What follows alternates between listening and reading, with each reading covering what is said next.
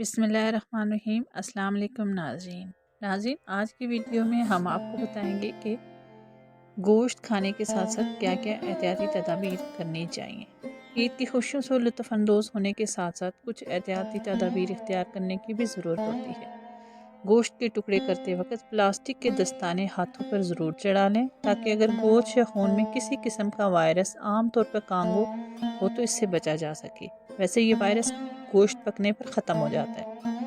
गोश्त को बहुत ज़्यादा खाने से गुरेज करना चाहिए, क्योंकि इससे मैदे में तेज़ाबियत का ख़तरा पैदा होता है। ये तेज़ाबियत ज़ैबितीस, ब्लड प्रेशर, जिगर, दिल और हेपेटाइटिस के शिकार अफराद के लिए ज़्यादा बड़े मसाइल पैदा कर सकती है। मसालेदार पकवान नुकसानदेह हो सकता है। अगर गोश्त देखकर हाथ रोकना मुश्किल हो जाए तो फिर कुछ देर के लिए तेज़ चहलकदमी की ज़रूरत, ताकि मैदे को मुनासिब तरीके से काम कर सके और खाना हज़म हो सके।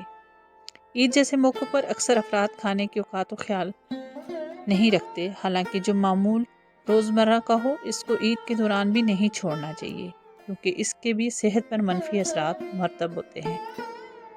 कुर्बानी के गोश्त को अच्छी तरह पकाना मत भूलें, क्योंकि गोश्त को मुनासिब तरीके से ना भूनना इन्फेक्शन का बायस बन सकता है। इस तरह बारबेक्यू बनाते हुए गोश्त को बहुत ज़्यादा नहीं जलाएं, क्योंकि ऐसा करने पर ऐसे केमिकल्स पैदा होते हैं जो ख़तरनाक हो सकते हैं।